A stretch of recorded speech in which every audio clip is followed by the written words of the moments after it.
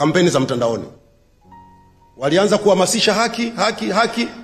Sasa kwa sababu wamefikia hatua tuliofikia leo, wameanza kubadilisha mwelekeo. Sasa wanakwenda kwenye lengo walilokuwa wanalitaka. Wanahamasisha tuende tukaharibu njia zetu za uchumi.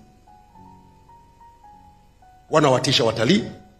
Wameanzisha kabisa na vikampeni kwenye mtandao, watalii wasije Tanzania.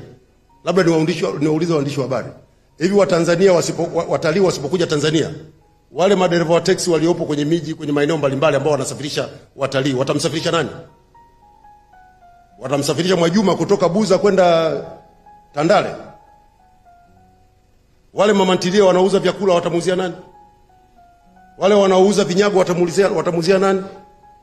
Wanaofanya biashara mbalimbali za madini, mazao ya chakula watamuuzia nani? Wazazi wetu wote ni wakulima. Mazao yao wakishavuna watapeleka wapi? Vita ya uchumi.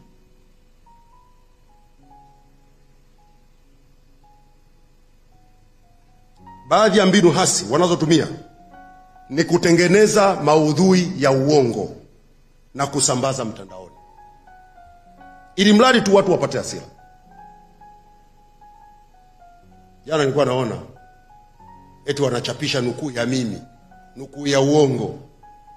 Eti nimesema watakao nukuu, watakao chapisha, watakao sambaza taarifa ya chombo fulani watakamatwa, watawekewa uhaini. Mimi nimesema wapi?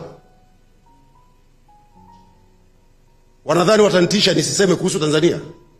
Labda Mheshimiwa Rais aniondoe hapa. Nitasema yote yanayohusu hii nchi na nitawaambia Watanzania ukweli kuhusu nchi yao.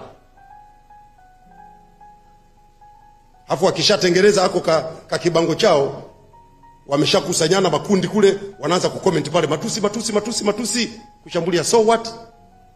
Tangu mmeniona waandishi wa habari nimekonda? Nimepungua?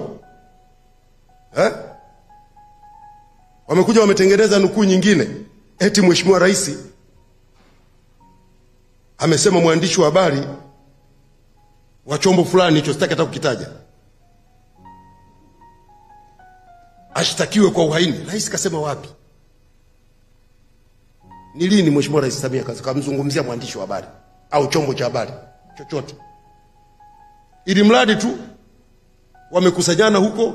Na mimi nataka niwaambieni ndugu zangu wa Tanzania, hasa vijana wangu, wakati mwingine kwenye haya mitandao mnaweza mkaingia mkadhani kuna kundi kubwa la watu,